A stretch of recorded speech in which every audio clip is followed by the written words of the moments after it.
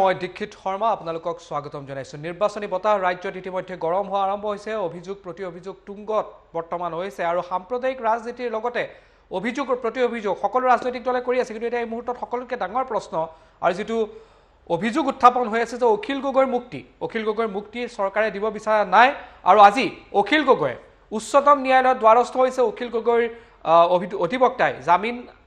আবেদন কৰি বা জামিন যি নাকচ কৰিছিল গুৱাহাটী উচ্চ ন্যায়ালয়ে সেই আবেদন নাকচ কৰাৰ সেই ৰায়ৰ বিৰুদ্ধে উচ্চতম ন্যায়ালয়ত দ্বাৰস্থ হৈছে কিহৰ বাবে অখিল গগৈৰ প্ৰতি এনে ধৰণৰ ব্যৱহাৰ চৰকাৰৰ ফালৰ পৰা হৈ থকা হৈছে আৰু অভিযোগ উত্থাপন হৈ আছে এই গোটেই বিষয়ত আমি কথা পাতিম আৰু বিশেষকৈ এই যি ৰাজনীতি বৰ্তমান চলি আছে এই ৰাজনীতিত এটা বিষয় কৰবাত নহয় কৰবাত পিছ পৰি আছে সকলো ৰাজনৈতিক দলে মহিলাৰ কথা কয় কিন্তু মহিলা সবলীকৰণ বা মহিলাৰ ক্ষেত্ৰত নতুন কি ধৰণৰ ৰাজ্যৰ মহিলাসকলৰ ক্ষেত্ৰত কি নতুন পৰিকল্পনা আছে এই বিষয়ে কিন্তু কোনো একো মাত নামাতে এই দুটা বিষয়ত আজি আমি কথা পাতিব ওলাইছো আৰু প্ৰথম বিষয়টো হ'ল যে অখিল গগৈৰ মুক্তি কি কাৰণে চৰকাৰে দিব বিচৰা নাই আমাৰ লগত উপস্থিত আছে অপৰাজিতা ভূঞা মহিলা মৰ্চাৰ সভানেত্ৰী তেওঁ আছে আমাৰ লগত তেওঁক স্বাগতম জনাইছো আৰু জয়শ্ৰী বৰা ক্ষমা কৰিব জ্ঞানশ্ৰী বৰা মুখপাত্ৰ ৰাইজৰ দল তেওঁলোক দুইজনকে আপোনালোক দুইজনকে স্বাগতম জনাইছো মই প্ৰথমে জ্ঞানশ্ৰী বৰাৰ ওচৰতে যাব ওলাইছো যে অখিল গগৈৰ মুক্তিৰ কথা আপোনালোকে কৈ থাকে কিন্তু চৰকাৰে দিয়া নাই এই মুহূৰ্তলৈকে আপোনালোকৰ এই মুহূৰ্তৰ স্থিতি কি আৰু উচ্চতম ন্যায়ালয় গৈছে হয় উচ্চতম ন্যায়ালয়ত ইতিমধ্যে হয়তো গম পাইছে যে উচ্চতম ন্যায়ালয়ত আপিল কৰা হৈছে উচ্চতম ন্যায়ালয়ে আবেদন গ্ৰহণ কৰিছে আৰু আমি আশা কৰিম যে অনাগত দিনত আসলতে আমাৰ ৰাইজৰ কথা শুনি সেই অখিল গগৈ ডাঙৰীয়াক মুকলি কৰি দিব তেখেতৰ অধিকাৰ ন্যায় পোৱাৰ অধিকাৰ সেই অধিকাৰটো আসলতে কোনো ৰাজনৈতিক চক্ৰান্তৰ বলি নহয় তেখেতে ন্যায় পাব আৰু সাধাৰণ জনতাৰ মাজত বিশেষকৈ ৰাইজৰ দলৰ এই মুহূৰ্তত তেখেতক বহুত প্ৰয়োজন আছে অনাগত দিনত কাম কাজৰ বাবে তেখেত মুকলি হৈ আহিব আৰু বাকি যিভাবে তেখেতক বন্দী কৰি ৰখা হৈছে কাৰণ যিয়ে নিদিয়ক আমি ইতিমধ্যে সকলোৱে বুজিবলৈ আসলতে সক্ষম যে এয়া ৰাজনৈতিক চক্ৰান্তৰ বাহিৰে একো নহয় সেই ব্যক্তিজন ওলাই অহা হলে কা আন্দোলন হয়তো এনেদৰে বিফল নহলেহেঁতেন সেই মুহূৰ্তত কা আন্দোলনক যিদৰে আসলতে তাৎক্ষণিকভাৱে যিটো বিফলতালৈ পৰিণত হ'ল সেই ব্যক্তিজনৰ আসলতে যদি তেওঁ ৰাইজৰ মাজত থাকিলেহেঁতেন চৰকাৰে ইমান সুবিধা নাপালেহেঁতেন ৰাইজৰ দাবীবোৰক আসলতে দমন কৰিবলৈ সেইবাবে আৰু তাৰ পৰৱৰ্তী সময়তো আসলতে বিভিন্ন অজুহাতত চৰকাৰৰ কামকাজৰ সুবিধাৰ বাবে ব্যক্তিজনক বন্ধ কৰি ৰখা হ'ল জেলৰ ভিতৰত আবদ্ধ কৰি ৰখা হ'ল আমি দেখিয়ে আছো টোল গেট খুলি দিয়া হ'ল এতিয়া আন্দোলনটোক আগুৱাই লৈ যাব নোৱাৰাটো ক'বাত নহয় ক'বাত আপোনালোকৰ দলৰ ব্যৰ্থতা অখিল গগৈ যোৱাৰ লগে লগে যে এইটো হ'ল মানে আপোনালোকৰ দলৰ ব্যৰ্থতা এই ক্ষেত্ৰত আসলতে কা আন্দোলনটো আগুৱাই লৈ যোৱাৰ ক্ষেত্ৰত এক প্ৰকাৰে প্ৰত্যেকজন ব্যক্তি যি দায়িত্বত আছিল কৰবাত নহয় কৰবাত তাৎক্ষণিকভাৱে বিফল হৈছে বুলি ভাবো আৰু কৰবাত নহয় কৰবাত চৰকাৰো আসলতে ভাগ্যশালী আছিল কাৰণ সেই সময়তে কোভিডৰ পৰিস্থিতি আহিল কোভিড পৰিস্থিতিয়ে আসলতে বিভিন্ন ধৰণৰ সুযোগ দিলে মই এটা সাধাৰণ উদাহৰণ দিওঁ মই বৰ্তমান ৰাইজৰ দলৰ মুখপাত্ৰ হৈ আছো কিন্তু কা আন্দোলনৰ সময়ত মই ডিব্ৰুগড় বিশ্ববিদ্যালয়ৰ ছাত্ৰ সমাজৰ এজন ছাত্ৰ আছিলো যিটো সময়ত আসলতে কা আন্দোলনৰ কাৰণে বন্ধও আৰম্ভ হোৱা নাছিল তেতিয়াই আমি ডিব্ৰুগড়ত ছাত্ৰ সমাজ আৰু জ্যেষ্ঠ নাগৰিকসকল মিলি এদিন আসলতে জোৰ সমদল উলিয়াই অখিল গগৈৰ মুক্তিৰ দাবী কৰিছিল সেই সময়ছোৱাত কিন্তু টাউনৰ মাজত ভিৰ টাউনত আপুনি যদি ডিব্ৰুগড় টাউনতে দেখে কিন্তু চৰকাৰী পক্ষৰ মত বেলেগ মই অপৰাজিতা মই আপোনাৰ ওচৰলৈ আহিম অপৰাজিতা ভিয়াৰ পৰা প্ৰতিক্ৰিয়া লৈ লৈছো হয় প্ৰথমতে যেহেতু আপুনি মোক ভাৰতীয় জনতা পাৰ্টিৰ মহিলা মৰ্চাৰ সভানেত্ৰী হিচাপে নিমন্ত্ৰণ কৰিলে আনিছে তথাপিও মই কিন্তু আজি এই কথাকেইটাৰ প্ৰথম উত্তৰটো মই কিন্তু আপুনি জানে পেছাত মই এগৰাকী অধিবক্তা মই গুৱাহাটী উচ্চ ন্যায়ালয়ত দীৰ্ঘদিন ধৰি মই উকালতি কৰি আছো এতিয়াও কৰি আছো গতিকে নিশ্চিতভাৱে মোৰ কথাবিলাক মই যিখিনিটা উত্তৰ দিম তাৰ কথাৰ লগত ন্যায়ৰ এটা কথা তাৰ লগত জড়িত হৈ থাকিব এক প্ৰথম কথাটো হৈছে অখিল গগৈ ডাঙৰীয়াৰ এৰেষ্ট মই এৰেষ্টটো কিয় হ'ল কিয় নহ'ল যেহেতু আপুনি আজি মুক্তিৰ কথাটো কেৱল আলোচনা কৰিছে এই মুহূৰ্তত অখিল গগৈ ডাঙৰীয়াৰ মুক্তিৰ বিষয়টো ন্যায়ালয়ত বন্দী হৈ আছে আৰু ন্যায়ালয়ত প্ৰত্যেক পক্ষই নিজৰ কথা দাঙি ধৰিবলৈ সুবিধা পায় আপুনি এনেধৰণে ক'লে নহ'ব যে চৰকাৰে তাক বন্দী কৰি ৰাখিছে এনেকুৱা বহুত সময়ত হৈছে যে আপোনালোকৰ ভাষাত দেই মানে মই ভাৰতীয় জনতা পাৰ্টিৰ চৰকাৰ বুলি কোৱা নাই আগতেও মই দেখিছোঁ মইতো বহুত সুদীৰ্ঘ সময় মই উকালতি কৰিছোঁ মই দেখিছোঁ যে আগতেও যে আপোনালোকে কয় যে ৰাজনৈতিক চক্ৰান্তৰ বলি হ'ল কিন্তু পৰৱৰ্তী সময়ত ন্যায়ালয়ে এনেকুৱা বহুত জাষ্টিচ দিয়ে বুলিও আপোনালোকৰ সংবাদ মাধ্যমেই প্ৰকাশ কৰিছে গতিকে এনেকুৱা ক্ষেত্ৰত ধৰি লৈছোঁ মই চৰকাৰে বিৰোধিতা কৰিছে কেনেকুৱা ক্ষেত্ৰত ন্যায়ালয়ে কিন্তু তেওঁক কিবা কাৰণে তেওঁৰ তাত কিবা এনেকুৱা দেখিছে যোনটো কাৰণে ন্যায়ালয়ে তেওঁক আসলতে মুক্তি দিয়া নাই এটো কথা যদি আমি ন্যায়ালয়ৰ সৰকাৰ ফালৰ পৰা কোৱা নাই যে সৰকাৰ ফালৰ পৰা সৰকাৰকো খুদে যে আপোনালোকক কিবা কোনো কেনা কৰা নিজৰ পক্ষত আপত্তি যদি নাথাকে তেতিয়া নিদিয়ে তাৰমানে আপোনালোকেও কৈছে যে আপত্তি আছে শুনক এটা কথা জামিন দিলে শুনক জামিন দিলে আপত্তি থকাটো বিভিন্ন পক্ষই ক'ব পাৰে অকল চৰকাৰে চৰকাৰ বিভিন্ন পক্ষই ক'ব পাৰে মই চৰকাৰৰ কনচাৰ্ন হে অখিল গগৈ ডাঙৰীয়া আপোনাৰ আপুনি যদি কথা শুনক চৰকাৰৰ কনচাৰ্ন আছে আপোনালোকে নিশ্চিতভাৱে চৰকাৰী পক্ষৰ হেয়া থাকিব পাৰে কিন্তু হেতু থাকিলেই যে ন্যায়ালয়ে তাত জামিন নিদিব তেনেকুৱা কথা নাই কেনেকে নাই তেনেকুৱা কথা নাই এনেকুৱা বহুত সময়ত হৈছে যে চৰকাৰে বিৰোধিতা কৰিছে ন্যায়ালয়ে চৰকাৰে যদি কৈ দিয়ে এই মানুহজনক এনেকুৱা বিভিন্ন চৰকাৰে যদি কৈ দিয়ে এই মানুহজনক যদি আকৌ ৰেহাই দিয়া হয় তেতিয়াহ'লে আইন শৃংখলা পৰিস্থিতি বেয়া হ'ব আপুনি নিৰপেক্ষভাৱে কথাটো শুনক আপুনি নিৰপেক্ষভাৱে কথাটো শুনক ন্যায়ালয়ে নিৰপেক্ষভাৱে আপুনি কৈছে যে চৰকাৰে ক'লে নহ'ব চৰকাৰে যদি কৈ দিয়ে যে আইন শৃংখলা ব্যৱস্থা বেয়া হ'ব কৰবাত নহয় কৰবাত বিশ্বাস ৰাখিব লাগিব আৰু যদি বিশ্বাস নাই তেতিয়াহ'লে উচ্চতম ন্যায়ালয়লৈ যাবই নালাগে তেতিয়াহ'লে শুনক যদি বিশ্বাস নাই তেতিয়াহ'লে উচ্চতম ন্যায়ালয়লৈ কিয় গৈছে কাৰণ আইনৰ প্ৰতি ক'ৰবাত বিশ্বাস আছে কাৰণেতো গৈছে উচ্চতম ন্যায়ালয় এক মিনিট আপুনি কওঁতে মই কোৱা নাই উচ্চতম ন্যায়ালয়লৈ কিয় গৈছে এইকাৰণে গৈছে কাৰণ উচ্চতম ন্যায়ালয়ৰ প্ৰতি এতিয়াও আমাৰ ন্যায় ব্যৱস্থাৰ প্ৰতি আমাৰ সেইখিনি আমাৰ সকলোৰে সন্মান থকা উচিত গতিকে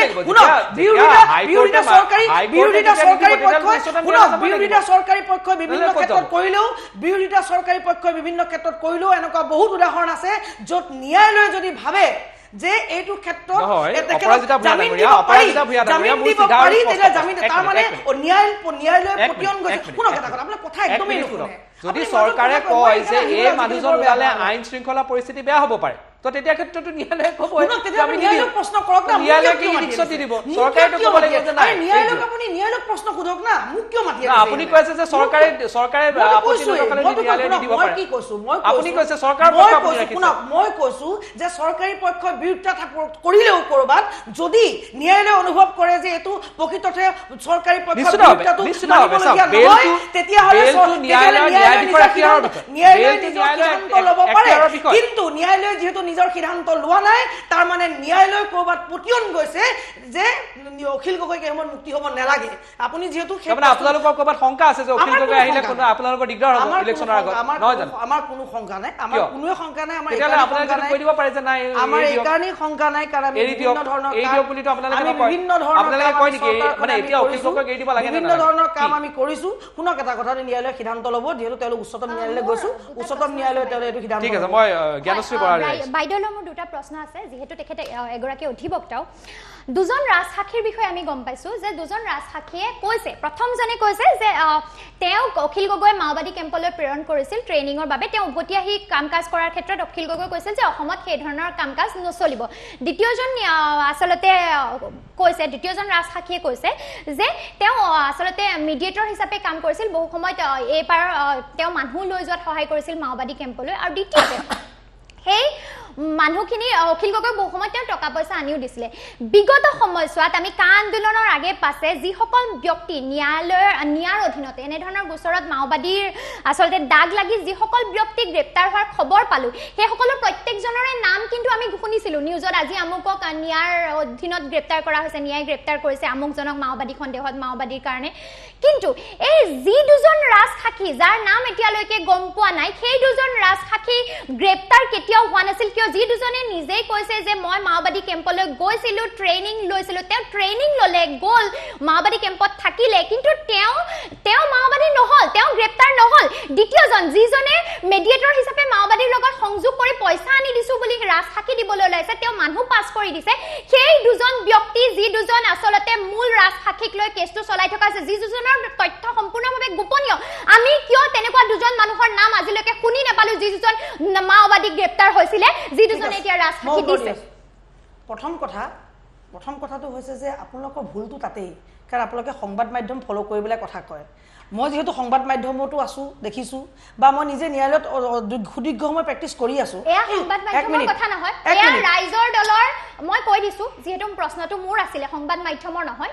ৰাইজৰ দলৰ অখিল গগৈ জামিন নোহোৱা সন্দৰ্ভত যি ৰাইজৰ দলৰ স্থিতি আছিলে ৰাইজৰ দলৰ যি স্পষ্টীকৰণ আছিলে সেই স্পষ্টীকৰণত লিখিত কথাই হয় আপুনি যিদৰে অধিবক্তা আপুনি এটা দলৰ লগত জড়িত হৈ আছে ঠিক একেদৰে আমাৰ দলৰ লগতো যথেষ্ট সংখ্যক অধিবক্তা আছে অখিল গগৈৰ কেছটোৰ লগতো লাগি থকা বহুকেইজন অধিবক্তা আছে সেইকেইজন অধিবক্তাৰো আচলতে সম্পূৰ্ণ ডিসকাশন কৰাৰ পাছতহে ৰাইজৰ দলৰ স্থিতি প্ৰকাশ কৰা হৈছিল এই স্থিতিটোৰ ওপৰতে মই সুধিছো যে কিয় আমি শুনি নাপালো দুজন ব্যক্তি গ্ৰেপ্তাৰ এক নম্বৰ হৈছে এটো আপুনি প্ৰথম কথা হৈছে মই অধিবক্তা ঠিকেই কিন্তু অখিল গগৈ ডাঙৰীয়াৰ অধিবক্তা নহয় আৰু মই গভৰ্ণমেণ্টৰ অধিবক্তা নহয় মই তাৰ কাৰণ মই এইটো কেছৰ কোনো ডিটেইলছত মই যোৱা নাই কেতিয়াও আৰু মই গতিকে নাজানো কাৰণ এইটো মস্ত যিকোনো কেছ বহুত কনফিডেন্সিয়েল হয় আপুনি যদি ন্যায়ালয়লৈ কেতিয়াবা আহে আপুনি বহুত সৰু ছোৱালী গতিকে মই আপোনাক এইটো শিকাইছোঁ যে আপুনি যদি ন্যায়ালয়লৈ আপুনি আহে আপুনি গম পাব যে এই ধৰণৰ বস্তুবিলাক কোনো এই ধৰণৰ তথ্যবিলাক পাব নোৱাৰে গতিকে এইবিলাক ইমান সহজ নহয় তো আপোনাৰ উকিলক সুধিলে বেছি ভাল হ'ব আৰু 2 নম্বৰ আপোনালোকৰ উকিলে কি ভাবি পেলাই আপোনালোকৰ ৰাইজৰ দলে কি স্পষ্টীকৰণ দিছে সেইটো লৈ পেলাই ন্যায়ালয় এখন নচলে ন্যায়ালয় এখন সম্পূৰ্ণ এটা বেলেগ পদ্ধতিৰে চলে যোনটো আপোনালোকে যদি অকমান যদি আহে আপোনালোকে জানিবলৈ চেষ্টা কৰে তেতিয়ালে আপোনালোকৰ পৰৱৰ্তী সময়ত উত্তৰ দিবলৈ আৰু আনকি প্ৰশ্ন কৰিবলৈ আপোনাৰ সহজ হ'ব বুলি মই ভাবো গতিকে মই আপোনাক এটাই কথা কৈছো অখিল গগৈ মুক্তিৰ লগত বা কোনো কথা নাই যদি উচ্চতম ন্যায়ালয়লৈ গৈছে গতিকে অখিল গগৈ ডাঙৰ মুক্তি বিচাৰ উচ্চতম ন্যায়ালয়ে গ্ৰহণ কৰিব তাত মোৰ কোনো ক'ব লগা নাই এইটো যিহেতু শুনক এটা সাব জুডিস মেটাৰ বৰ্তমান হৈ আছে বৰ্তমান এটা সাব জুডিস মেটাৰ এটা আজি মই যদি এনেকৈ ইয়াত বহি পেলাই কথা কৈ থাকো কাইলৈ মই ন্যায়ালয়ত গ'লে মই জাজৰ ধমকি খাব লাগিব যে আপোনালোকে এইবিলাক কথাত কিয় সংবাদ মাধ্যমৰ সন্মুখত মুখ খোলে গতিকে নিশ্চিতভাৱে এইটো সাব জুডিস মেটাৰ এইটো উচ্চতম ন্যায়ালয়ে ইয়াতে সিদ্ধান্ত দিব যিহেতু ইতিমধ্যে অখিল গগৈ ডাঙৰীয়া কিবা অসুবিধা আছে নিশ্চিতভাৱে অখিল গগৈ কিবা অসুবিধা আছে অসুবিধা নাই যদি অখিল গগৈ নিৰ্দোষী ন্যায়ালয়ৰ আচলতে ৰায়দানত তেওঁ নিৰ্দোষী বুলি প্ৰমাণিত হয় নিৰ্দোষী হয় তেখেতৰ মুক্তি আপুনি বিচাৰিবনে না চক এটা কথা ন্যায়ালয় যদি তাত ন্যায়ালয় যদি দিয়ে তাত মোৰ ক'ব লগা একো নাই ব্যক্তিগতভাৱে কাৰণ ন্যায়ালয়ে সিদ্ধান্ত ল'ব ন্যায়ালয়ৰ সিদ্ধান্তৰ ওপৰতো মইতো ছুপাৰ পাৱাৰ নহয় যে ন্যায়ালয়ে যদি সিদ্ধান্ত লয় এটা উচ্চতম ন্যায়ালয়লৈকে গৈছে আমাৰ সবতকৈ সৰ্বোচ্চ ন্যায়ালয় গতিকে মই আশাবাদী যে সৰ্বোচ্চ ন্যায়ালয়ে নিশ্চিতভাৱে এটা শুদ্ধ সিদ্ধান্ত দিব আপোনাৰ ধাৰণা আমি একেবাৰে ভয় কৰা বিগত সময়ছোৱাত দেখি আছো আপোনালোকৰ ধাৰণা আৰু সেইবিলাক প্ৰশ্নৰ মোৰ ওচৰত কোনো উত্তৰ নাই গতিকে কিন্তু বৰ দুখেৰে কওঁ এইখন ৰাজ্যৰ মুখ্যমন্ত্ৰীয়ে যে আপুনি আচলতে এগৰাকী অধিবক্তাৰ লগতে এটা দলৰ লগতো জড়িত হৈ আছে সেই দলৰ প্ৰায় যিজন ব্যক্তি অসমৰ মুখ্যমন্ত্ৰী তেনে একেধৰণৰ এটা কেছত অৰ্ণৱ গোস্বামী গ্ৰেপ্তাৰ হওঁতে যিদিনা গ্ৰেপ্তাৰ কৰা হৈছিল সেইদিনাই কিন্তু ব্লেক ডে বুলি অসমৰ মুখ্যমন্ত্ৰীজনে কৈছিল তেতিয়াও কিন্তু তেওঁ আচলতে সেইটো এটা গ্ৰেপ্তাৰে কৰা হৈছিল সেইটো এটা ন্যায়িক কাৰ্যই আছিল কিন্তু সেই একে সময়তে আমি অখিল গগৈৰ ক্ষেত্ৰত বাধ্য হৈছো আজি আপুনি কোৱা নাই কিন্তু বিগত মোৰ অভিজ্ঞতাত যেতিয়াৰ পৰা ৰাইজৰ দলৰ মুখপাত্ৰ হিচাপে বিভিন্ন শোধ গৈছো আসলতে ৰায়দানে দি দিয়ে টেবুলত বহি বিজেপিৰ দায়িত্বত থকা ব্যক্তিসকলে যিসকল আহে প্ৰেছলৈ তেওঁলোকে মাওবাদী বুলি মানুহজনক এক প্ৰকাৰৰ এটা ষ্টাম্প মাৰি দিছে যেটো দেখি আমি আসলতে খুব দুখ পাওঁ কিন্তু গুছৰটো কেতিয়া হৈ আছে শুনক আপোনাৰ দুখ পোৱাৰ নোপোৱাৰ কথা নচলে কাৰণ আপুনিও অতি কনিষ্ঠ আপুনি ৰাজ্য দললৈ এতিয়া আহিছে আপোনাৰ বহুত কথা শিকিবলৈ জানিবলৈ এতিয়া বহুত বাকি আছে কাৰণ মই বহুত সুদীৰ্ঘ সময়ৰ পৰা অধিবক্তা আৰু মই ভাৰতীয় ৰাজনীতিৰ লগত মই একদম ছাত্ৰ অৱস্থাৰ পৰা জড়িত গতিকে মোৰ এতিয়া তো যথেষ্ট আপোনালোকে মই ডাঙৰ গতিকে আপোনাৰ শিকিব লগা বহুত আছে কিয় অখিল গগৈক মাওবাদী বুলি কোৱা হৈছে কিয় এইটো পৰ্যায়লৈ গৈছে মই আশাবাদী যে আপুনি নিশ্চিতভাৱে এদিন বুজি পাব গতিকে হেতুৰ ওপৰত কোনো আশা নাই জ্ঞানশ্ৰী মোৰ প্ৰশ্নটো আপোনালৈ হ'ল যে অখিল গগৈৰ বিৰুদ্ধে যিটো গোচৰ দিছে মাওবাদীৰ লগত তেওঁৰ সম্পৰ্ক আছে বা মাওবাদীৰ সন্দৰ্ভত বা তেওঁ তালে মানুহ পঠিয়াইছে ট্ৰেইনিঙৰ বাবে এই গোচৰটোতে আছে বুলি ইতিমধ্যে কৈ আছে আৰু ডক্টৰ হিমন্ত বিশ্ব শৰ্মাই স্পষ্ট কৰিছে কিন্তু এইটো সৰু সুৰা গোচৰ নহয় কিন্তু ক'ৰবাত নহয় ক'ৰবাত আপোনালোকেও চিন্তা কৰিব লাগিব যে এনেকুৱা ধৰণৰ কথাক গৈ পেলাই ডিফেণ্ড দিবলৈ গৈ পেলাই যদি এনেকুৱা ধৰণৰ বিষয়টোত আপোনালোকে যায় ক'ৰবাত নহয় ক'ৰবাত অসমৰ ৰাইজৰ এটা প্ৰশ্ন চিহ্ন উত্থাপন হ'ব যে কিহৰ কাৰণেনো এনেকুৱা ঘটনা হৈছে নিশ্চয় আমি বাৰে বাৰে কৈ থকা শুনো হিমন্ত বিশ্ব শৰ্মাদেৱে কৈ থাকে যে অখিল গগৈ কা আন্দোলনৰ ভিত্তিত গ্ৰেপ্তাৰ হোৱা নাই তেখেতক মাওবাদী গোচৰতহে গ্ৰেপ্তাৰ কৰা হৈছে কিন্তু তেখেতৰ কেছসমূহৰ কিন্তু বহুত কেইটা কেছে কা আন্দোলনৰ লগত জড়িত হয় কা আন্দোলন ৰিলেটেড কেছে হয় তাৰ কেইটামান কেছত যিকেইটা জামিন পাইছে তাত কিন্তু ইতিমধ্যে কোৱা হৈছে ন্যায়াধীশে কৈছে যে তেখেতৰ কাৰ্যকলাপ সন্ত্ৰাসবাদী কাৰ্যকলাপ নহয় তথাপিতো তেখেতে জামিন নাপালে পৰৱৰ্তী সময়ত আৰু দ্বিতীয়তে যি দুজন ৰাজখাখীৰ ভাষ্যৰ ভিত্তিত তেখেতক মাওবাদী বুলি আসলতে কেছটো চলি আছে যিটো সময়ত তেওঁলোকে কেম্পলৈ গৈছিল বা যিছোৱা সময়ৰ কথা তেওঁলোকে উল্লেখ কৰিছে ৰাজখাখী দুজনে সেই সময়ছোৱাটো কিন্তু সেই সংগঠনটো মাওবাদী বুলি মানে সন্ত্ৰাসবাদী সংগঠন বুলি কোৱা নাই কৰবাত নহয় কৰবাত আপুনি এটা কথা চাব লাগিব যে ন্যায়ালয়ে যদি গোটেই বিষয়টো চাইছে মই চৰকাৰৰ কথাটো বাদ দিয়া নাই ৰাজনীতিটো বাদ দিয়া নাই বাদ দিছো সকলো বিষয় কিন্তু ন্যায়ালয়ে যদি কৰবাত নহয় কৰবাত এই গোটেই বিষয়টো চাই পেলাই বেল হেতুৱে ৰিজেক্ট কৰিছে তেতিয়াহ'লে কৰবাত ন্যায়ালয়ে গৈছে কিবা নহয় কিবা এটা ন্যায়ালয়ৰ অখিল গগৈ ডাঙৰীয়াৰ ওপৰত বহুত কিটা অভিযোগ আছিল মই এটা কৈছো যে আপোনালোকে যেটো পাতি আছে অখিল গগৈ ডাঙৰীয়াৰ ওপৰত এটা নহয় বহুত কিটা অভিযোগ আছে বহুত এক মিনিট বহুত কিটাত কিন্তু বেল পাইছিল বহুত কিটাত ন্যায়ালয় পতিয়ন গৈছে যে এইকিটা কেছত অখিল গগৈ ডাঙৰীয়াৰ দুখ হয়তো নাই দুখমুক্ত কৰিছে ন্যায়ালয়ে কাৰণে যোনটো কেছত দুখমুক্ত ন্যায়ালয়ে নাই কৰা আপোনালোকে অকণমান ঠিক আছে আপোনালোকে চৰকাৰ সমালোচনা কৰে সব কৰে কিন্তু ন্যায় ব্যৱস্থাটোৰ প্ৰতিটো অকণমান সন্মান ৰাখক ন্যায় ব্যৱস্থাটোৰ প্ৰতি আৰু ন্যায় ব্যৱস্থাৰ প্ৰতি যদি সন্মান আছে তেতিয়াহ'লে আপোনাৰ উচ্চতম ন্যায়ালয় গৈছে তেতিয়া উচ্চতম ন্যায়ালয় গৈছে যদি আপোনালোকে অকণমান সন্মান ৰাখক তাৰমানে ন্যায়ালয়ৰ পতিয়ন যোৱা নাই যোনে কোনে বিৰোধিতা কৰিছে নাই কৰা এইবোৰ পিছৰ কথা ন্যায় ব্যৱস্থাটো কেনেকৈ চলে জ্ঞানশ্ৰী বৰা ডাঙৰীয়া মই আপোনাক কেতিয়াবা লৈ যাম মোৰ ইয়াত কোনো কথা নাই আপুনি ৰাইজৰ দলৰ হ'ল বুলি মোৰ কোনো অসুবিধা নাই মই আপোনাক কেতিয়াবা দেখুৱাম এইটো ইমান সহজ কথা নহয় এজন জাজৰ সন্মুখত চবেই নিজৰ কথা ক'ব পাৰিব কিন্তু সেইটো মিন নকৰে যে জাজ এগৰাকীক পতিয়ন নিয়াব পাৰিব তেওঁ বহুত কথা ভাবি বহুত সময় লয় বহুত যুক্তিপূৰ্ণ তাত নিজৰ দেউতা বহি থাকিলেও আপোনাৰ বিৰুদ্ধে হেয়া দিব নোৱাৰে ইমান সহজ নহয় এইবিলাক কথা গতিকে ন্যায়ালয় পতিয়ন গৈছে যোনটো কেছত অখিল গগৈ ডাঙৰীয়া জামিন নাই পোৱা তেওঁ জামিন ৰিজেক্ট কৰিছে সেইটো কেছত ন্যায়ালয় পতিয়ন গৈছে যে এইটো কেছত অখিল গগৈ ডাঙৰীয়াক মুক্তি দিব নোৱাৰি এইটো কেছত মুক্তি দিব লাগিলে তেওঁ ৰাইজৰ কাৰণে ভয়ংকৰ হৈ উঠিব পাৰে কিবা এটাতো তাত আছে কি অবজাৰভেশ্যন লিখিছে মই গম নাপাওঁ এইটো মই চালে গম পাম কিবা এটাতো গতিকে ন্যায় ব্যৱস্থা প্ৰতি আপোনালোকে অকণমান ন্যূনতম সেয়া প্ৰদৰ্শন কৰক আপোনালোকে আৰু ন্যায় ব্যৱস্থা প্ৰতি উন্নত প্ৰদৰ্শন কৰি আপোনালোক উচ্চতম ন্যায়ালয়ৰ ৰায় দিনৰ দিনটোলৈকে আপোনালোকে অপেক্ষা কৰক মই আপোনাক অনুৰোধ কৰিছোঁ অপেক্ষা কৰিম ন্যায় ব্যৱস্থাটোৰ যিহেতু কথা আহিছে ন্যায় ব্যৱস্থাটোত দুদিনমানৰ আগৰ এটা ঘটনা ছোৱালীৰ কাপোৰৰ ওপৰত স্পৰ্শ কৰিলে সেয়া যৌন নিৰ্যাতনত নপৰে বুলিও কিন্তু এখন কোৰ্টে ন্যায় ব্যৱস্থাত ঘোষণা দিছিল তাৰ পাছত সুপ্ৰিম কোৰ্টলৈ যোৱা হৈছে ভৱিষ্যত অতীততো আমি দেখিছো এনে ধৰণৰ ব্যৱস্থা আমি নিশ্চয় ক'বলৈ বিচাৰিছো এনেকুৱা বহুত পাব নিশ্চয় বহুত পাম বহুত পাব আৰু এনেকুৱা বহুত ফেক কেছ আছে আপুনি কিমান জানে বহুত ফেক কেছ আছে আমি নিজে ফেক কেছৰ বহুত বলি হৈছো বহুত মানুহ সহায় কৰিব কথা দেখিছো এইটো নহয় গতিকে শুনক এইবোৰ কথা অখিল গগৈ মুক্তিৰ লগত এইবোৰ কথা নানিব দীক্ষিত সভা ইয়াৰ পিছত আপুনি ইয়াৰ পৰৱৰ্তী বিষয়বস্তু কি আছে নিশ্চিতভাৱে ক'ৰবাত আপোনালোকৰ সংখ্যা আছে কিন্তু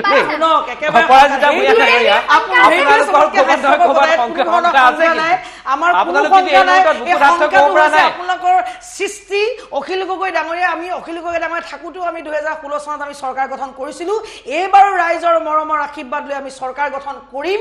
নিশ্চিতভাৱে চৰকাৰ গঠন কৰিম 100+ মিছন আমাৰ সম্পূৰ্ণ হ'ব আপোনালোকে অখিল গগৈ আহিলেও আমি 100+ পাম আৰু ভাল হ'ব অখিল গগৈ আহিলে আৰু ভাল হ'ব 100+ পদ আমাৰ আৰু বেছি সুবিধা হ'ব এতিয়া যে এজেপি হ'ল ৰাইজৰ দল হ'ল এজেপি হ'ল এই যে ফ্ৰেকচন যোনবিলাক অসমত যোনবিলাক ষ্টাৰ্ট হৈছে অসমীয়া মানুহৰ যোনটো হেৰি কা আন্দোলনৰ গইনা লৈ পেলাই অসমৰ মানুহৰ এই আবেগ আৰু অনুভূতিক মানে জলাঞ্জলি দি আচলতে সঁচা কথা ক'বলৈ গ'লে ঠগি পেলাই অসমীয়া মানুহক পুনৰবাৰ যোনটো ৰাইজৰ দল গঠন কৰি যোনটো এইটো প্ৰক্ৰিয়া কৰিছে ৰাইজে তাৰ উত্তৰ দিব আছে বেছি দিন নাই কিমান গতিকে এইবিলাক শুনক জাতি মেটি ভাতি কৰি পেলাই আমি খিলঞ্জীয়া খেয়া দিছো শুনক আপোনালোক ৰাইজৰ ওচৰত যাওক আপোনালোকৰ টিভিত বহিব হোৱা নাই জ্ঞানশ্ৰী বৰা ডাঙৰীয়া আপোনাৰ বহুত শিকিবলৈ বাকী আছে জানিবলৈ বাকী আছে এতিয়া টিভিত বহাতকৈ আপুনি ৰাইজৰ ওচৰলৈ যাওক মই আপোনাক অনুৰোধ কৰিম ৰাইজৰ ওচৰলৈ যাওক ৰাইজক গৈ বুজাওক টিভিত গৈ কথা কৈ একো লাভ নাই এতিয়া কাৰণ এতিয়া আমি বহিম টিভিত আমি এইকাৰণে বহিম আমি ৰাইজক খতিয়ান দিম দীক্ষিত সভা ডাঙৰীয়াই হওক বা কোনোবাই হওক আমাক প্ৰশ্ন কৰিব আমি খতিয়ান দিম কাৰণ আমি কাম কৰিছো বা নাই কৰা বা কৰিছো সকলো খতিয়ান দিম আপোনালোক ৰাইজৰ ওচৰলৈ যাওক আপোনালোকৰ টিভিত বহাৰ সময় হোৱা নাই কালি পৰহি জন্ম হৈছে মই ৰাইজৰ প্ৰত্যেকটো দলে প্ৰত্যেক ঠগিছে এজেপি সৃষ্টি শুনক সেইবিলাক আপুনি কাগজ উলিয়ালে ভুৱা প্ৰতিশ্ৰুতি উলিয়ালে ৰাইজে আপোনাক বেয়া নকৰে ৰাইজে আপোনাক সমৰ্থন নকৰে ৰাইজৰ সমৰ্থন লাগিব সেইবিলাক আপুনি এনেকুৱা এখন ছপা কৰিতো আমিও লৈ ময়ো লৈ মই এনেকৈ হাজাৰ ছপাই থৈছো এজেপিয়ে কিমান ঠগাইছে এজেপিয়ে কিমান ঠগালে এজেপি কেনেকে হ'ল ৰাইজৰ দল আপোনালোকৰ নিজৰ দলৰ বহুত বস্তু আপুনি নিজেই নাজানে সেইবিলাক মই নকওঁ এতিয়া কাৰণ আজি বিষয়বস্তু নহয়তো আপোনাৰ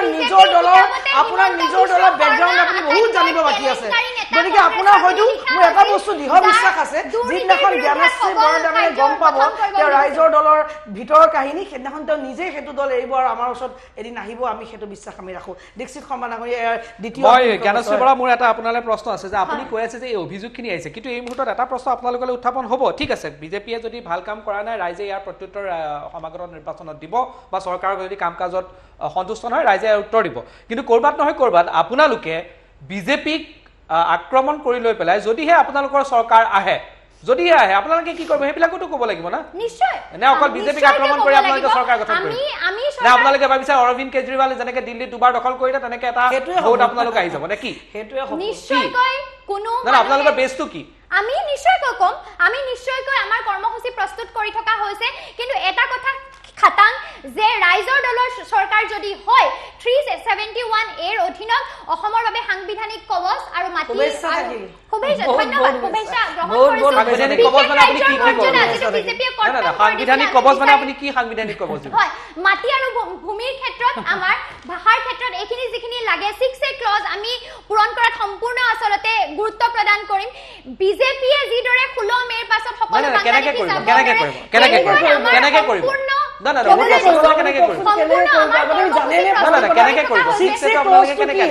6A ক্লজটো ৰব 6A ক্লজটোৰ ক্ষেত্ৰত আপোনালোকে যি কোৱা হৈছিল হিমন্ত বিশ্ব শৰ্মাই কৈছিল যে তেওঁলোকে আপুনি কি কৰিব সেইটো কওক না আৰু কি আপোনাৰ প্ৰশ্ন আপুনি কি কৰিব কওক কিয় হিমন্ত বিশ্ব শৰ্মা এই ৰাজনৈতিক খেল আপোনাতকে বহুত অভিজ্ঞ আৰু 23-24 বছৰ ধৰি ৰাজনীতি কৰি আছে ইয়াত গতিকে আপুনি হিমন্ত বিশ্ব শৰ্মাক কথা ক'ব পৰাকে আপোনাৰ যোগ্যতা হোৱা নাই এতিয়া আপুনি আপোনাৰ দলৰ কথা কওক না আপুনি কি কৰিব ৰাইজৰ দলে কি কৰিব আমি শুনিব বিচাৰিছো আমি ৰাইজৰ দলে কি কৰিব এইটো বিজেপিৰ কিতাপতে আমি দেখিছো হিমন্ত বিশ্ব শৰ্মাই ভাৰতীয় জনতা পাৰ্টি সমালোচনা কৰিলে ভাবিছে ভাৰতীয় জনতা পাৰ্টি সমালোচনা কৰিলে ভাবিছে যে ভোটবিলাক সব আমাৰ ফালে আহি যাব আমাৰ চৰকাৰ হৈ যাব কোনো চৰকাৰ কৰা ইমান সহজ নহয় না আপুনি যে ক'লে সাংবিধানিক সুৰক্ষা কবচ দিব এইটো কি বস্তুটো কি হয় আচলতে আমাৰ যিটো অসম একৰ্ডত আছিলে অসম একৰ্ডৰ অনুসাৰে মাটি আৰু বিশেষকৈ আমি বিচাৰিছো 371A যিটো নাগালেণ্ডৰ কাৰণে আছে মাটি আৰু সম্পদৰ অধিকাৰ যাতে অসমে পায় সেই ক্ষেত্ৰত আমি আচলতে আমাৰ দলৰ যদি চৰকাৰ গঠন হয় ৰাইজৰ দলৰ তেতিয়া আমি এই ক্ষেত্ৰত গুৰুত্বপূৰ্ণ ব্যৱস্থা গ্ৰহণ কৰিম কেনেকে কৰিব এইকিটাটো বিধানসভাৰ বিষয় নহয় পোৱা নাই আজিলৈকে আপুনি বহুত কথা এইকিটাটো ভূমি নীতি এইবিলাক কথা পাতিব অপৰাজিতা ভূঞা এক মিনিট মই আহি আছো অপৰাজিতা ভূঞা এইবোৰ ইমান চালুকীয়া কথা পাতিবলৈ সময় নাই সময় নাই এইবোৰ ইমান চালুকীয়া কথা পাতিবলৈ এই চালুকীয়া কালি পৰহি অপৰাজিতা ভূঞা মই আহি আছো মই আপোনাৰ ওচৰলৈ আহি আছো অপৰাজিতা ভূঞা মই আপোনাৰ ওচৰলৈ আহি আছো জ্ঞানশ্ৰী পৰা মোৰ আপোনালৈ প্ৰশ্ন যে এই যিকেইটা বিষয় আপুনি ক'লে আপুনি শুনি লওক এই গোটেইকেইটা বিষয়কেইটাটো বিধানসভাৰ বিষয় নহয় এইকেইটা সংসদত যাব লাগিব সংসদে গৃহীত কৰিব লাগিব 371ৰ যিটো আপুনি কথা ক'লে সেইটো সংসদৰ বিষয় সেইটো অসম বিধানসভাই নোৱাৰে যদি মই মানি ল'লো আপোনালোকে চৰকাৰ গঠন কৰিলে তো কেনেকে কৰিব কাম আচলতে এইটো এটা গুৰুত্বপূৰ্ণ বিষয় ক'বলৈ বিচাৰিছো এই ক্ষেত্ৰত ৰাইজৰ দলৰ কৰ্মসূচীখন প্ৰস্তুত হৈ আছে বৰ্তমান যিখন এতিয়ালৈকে আচলতে পাব্লিক কৰা হোৱা নাই যিদিনা আমাৰ কৰ্মসূচীখন সম্পূৰ্ণৰূপে পাব্লিক হ'ব যিহেতু নতুন দল আমাৰ গঠন হোৱাৰ বেছি দিন হোৱা নাই সম্পূৰ্ণ এই বিষয়ত সম্পূৰ্ণ ডিসকাশন কৰি থকা হৈছে যিদিনা পাব্লিক কৰা হ'ব না চাওক আপুনি কথাটো বুজা নাই মই আপোনাক অত্যন্ত সৰল ভাষাত বুজাই দিছো যে এটো কোনো এখন ইস্তাহাৰৰ বিষয় নহয় যে ইস্তাহাৰত কেনেকৈ আহিব কাৰণ আপুনি যদি 371 আনিব লাগে তেতিয়ালে সেই বিষয়টো বা সেই সাংবিধানিক ৰক্ষা কবচ দিব লাগে হেতু গৃহীত হ'ব লাগিব দেশৰ সংসদত লোকসভাত গৃহীত হ'ব লাগিব ৰাজ্যসভাত গৃহীত হ'ব লাগিব তাৰ পাছত এখন আইনত পৰিণত হ'ব সো আপুনি ইয়াত যদি চৰকাৰখন গঠন কৰে আৰু মই মানি ললো যে 3 মাহৰ পিছত আপোনালোকৰ চৰকাৰ গঠন হ'ল আপোনালোকে ইয়াত চৰকাৰ গঠন কৰিলে এই গোটেই বিষয়টো আপোনালোকৰটো এমপি এজনো নাই লোকসভা বা ৰাজ্যসভা আপোনালোকে কেনেকৈ বাছাব লাগিব আমি চাও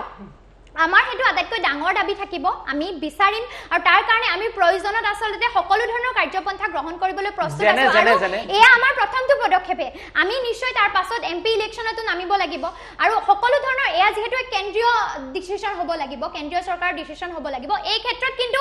আমি যিদৰে হিমন্ত বিশ্ব শৰ্মা দেৱে কৈছিল যে তেতিয়াটো ৰাইজৰ দলে সেইটো কেনেকৈ কৰিব মানে ক'বাত সন্দেহৰ কথা থাকি যায় কাৰণ এইটো টেকনিক্যাল নিজে নাজানে এইবিলাক এনে সমালোচনা মুক্ত কৰিছে মোৰ যাব লগা আছে এইবিলাক প্ৰশ্ন তেওঁলোকৰ আপুনি একো ক'বলৈ বিচাৰিবলৈ কোনে আপুনি নাজানে অপৰাজিতা মই আপুনি সেইটো কথা কোৱা উচিত নহয় তেওঁ এটা ৰাজনৈতিক দলৰ মুখপাত্ৰ হয় আপুনি তেনেকৈ কথাটো কোৱা উচিত নহয় আপুনি তেনেকৈ নকব সেইটো কথা আপোনাক যেনেকৈ সুযোগ দিয়া হৈছে তেনেকৈ তেওঁকো সুযোগ দিয়া হৈছে ৰাইজৰ দলৰ এটা তেওঁ প্ৰতিনিধি হয় আৰু তেওঁ মুখপাত্ৰ হিচাপে আহিছে আপুনি তেনেকৈ কথা নকব সেইটো কথা উচিত নহয় মই জ্ঞানশ্ৰী বৰাক মই ওচৰলৈ গৈ আছো তাৰপিছত মই দ্বিতীয় বিষয়টো মই এটা কথা খুব সন্মান সহকাৰে বাইদেউ ক'ব বিচাৰিছো মোৰ বয়স কম হয় মই নতুন ছোৱালী ৰাজনীতিত নতুনকৈ ভৰি দিছো কিন্তু পদমৰ্যাদাত মুখপাত্ৰ হিচাপে এটা দলত মই আছো আৰু মই বিচাৰিম যিদৰে আপোনাক মই সন্মান সহকাৰে দিছো সৰু ছোৱালীৰ আগত কথা নকওঁ বুলি যাতে আপোনালোকে আমাৰ যুৱ প্ৰজন্মক নেগলেক্ট নকৰে যুৱ ময়ো হৈ আছো একেবাৰে আপুনিও যুৱ নহয় ময়ো যুৱই মই নিজে যুৱ প্ৰজন্ম মই আপুনি নিজে মোক সৰু ছোৱালী বুলি কৈছে যিটো প্ৰশ্ন কৰিছে তাৰ আপুনি উত্তৰে নাজানে আপুনি একো নাজানে এইটো আপুনি আইনৰ কথা নাজানে আপুনি একো নাজানে তেনেকুৱা ক্ষেত্ৰত আপুনি কিয় বহিব আপুনি আগতে শিকি আহক আপোনালোকৰ ডিবেট কৰি মোৰ আপত্তি নাই কিন্তু আপুনি জানিব লাগিব আপুনি কৈছে এমপি হ'ব অমুক হ'ব আপোনাৰ কেন্দ্ৰীয় সেইবোৰ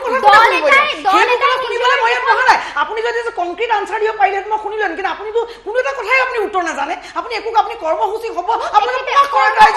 ৰাইজৰ শুনক মই আপোনাক একেবাৰে অসন্মান নাই কৰা আপুনি যদি যুক্তি সহকাৰে কথা ক'ব পাৰে মই আপোনাক কেতিয়াও অসন্মান কৰা নাই আৰু মই অসন্মান মই জীৱনতে মই কাকো কৰি পোৱা নাই কিন্তু এনেকুৱা চালুকীয়া কথা কৈ একো নজনাকে যেতিয়া আপুনি কথা এনেকৈ ঘণ্টাত পাৰ কৰিবলৈ মই ইয়াত বহিব নোৱাৰো কাৰণ আপুনি আগতে শিকি আহক নিশ্চিতভাৱে মই আপোনাৰ লগত ডিবেট কৰিম যিদিনাখন আপুনি আইনৰ কথা জানিব মই আপোনাক আহ্বান জনাইছো মই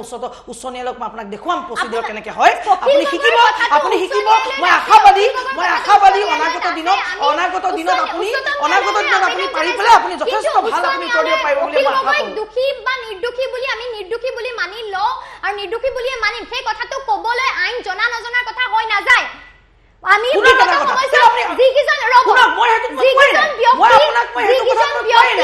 আপুনি কৈছে আপোনালোকে নিজে উচ্চতম ন্যায়ালয় গৈছে আপোনালোক নিজে উচ্চতম ন্যায়ালয় গৈছে মই কৈছো আপুনি ন্যায়ালয়ৰ প্ৰতি ৰক্ষা কৰি পেলাই আপোনালোকেতো মোক প্ৰশ্ন কৰাতকে আপুনি এইখিনি কথা ন্যায়ালয়ক প্ৰশ্ন কৰি মই খালি এটা কথাই কৈছো মোৰ যিখিনি অভিজ্ঞতা মই এটা বস্তুৱে কৈছো যে যোনেই বিৰোধিতা কৰক বা নকৰক ন্যায়ালয় যদি পতিয়ন যায় এই বিষয় বস্তুত এটা সিদ্ধান্ত ল'ব পাৰে সেইটো নিশ্চিত তাৰমানে ন্যায়ালয়ৰ পতিয়ন যোৱা নাই যদি ন্যায়ালয়ৰ পতিয়ন যোৱা নাই তেতিয়াহ'লে আপোনালোকে ন্যায়ালয়ৰ ৰায়টোৰ প্ৰতি কমচে কম আমাকতো বাৰু কৰিয়ে আছে আপোনালোকে অসন্মান যিকোনো ক্ষেত্ৰত কাৰণ আপোনালোকৰ টাৰ্গেট অকল কেৱল আমাক টাৰ্গেট কৰি ল'লে আপোনালোকে সকলো পায় কিন্তু মই কৈছো ন্যায়ালয়ৰ প্ৰতি মিনিমাম সন্মান এটা প্ৰত্যেকজন ভাৰতীয় নাগৰিকে দেখুৱাটো উচিত কাৰণ আপোনালোকে বিশ্বৰ যদি অন্যান্য দেশলৈ যায় নহয় বহুত নীতি নিয়ম চলিব লগা হয় এইখন দেশত কিন্তু বিশেষ কোনেও একো মানিব নোখোজে সব নিজৰ ওপৰত তেনেকৈ এখন দেশ নচলে অন্তত মই আপোনাক যুৱ প্ৰজন্ম বুলি যেহেতু আপুনি নিজে কৈছে মই আপোনাক যুৱ প্ৰজন্মৰ প্ৰতিনিধি হিচাপে মই আপোনাক আহ্বান কৰিছো যে আপুনি ন্যায়ালয়ৰ প্ৰতি অন্তত আপোনালোকৰ সন্মানকণ আপোনালোকে বজাই ৰাখক আৰু ধৈৰ্য ধৰক কিছুদিন ন্যায়ালয়ৰ প্ৰতি আমাৰ সন্মান আছে কাৰণে আমি উচ্চতম ন্যায়ালয়ত আবেদন কৰিছো ভাৰতবৰ্ষৰ প্ৰত্যেকজন নাগৰিকে সংবিধানৰ আপুনি এজন এডভকেট সেইকাৰণে আপুনি প্ৰতিটো কথা জানে ভাৰতবৰ্ষৰ প্ৰতিজন নাগৰিকে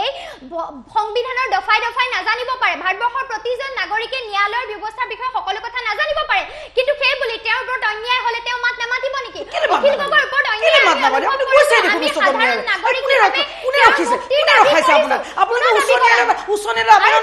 আবেদন খাৰিজ কৰিলে কোৰ্টে সেইটো আমাৰ গাত দুখ নহয় নহয় আবেদন খাৰিজ কৰিলে উচ্চতম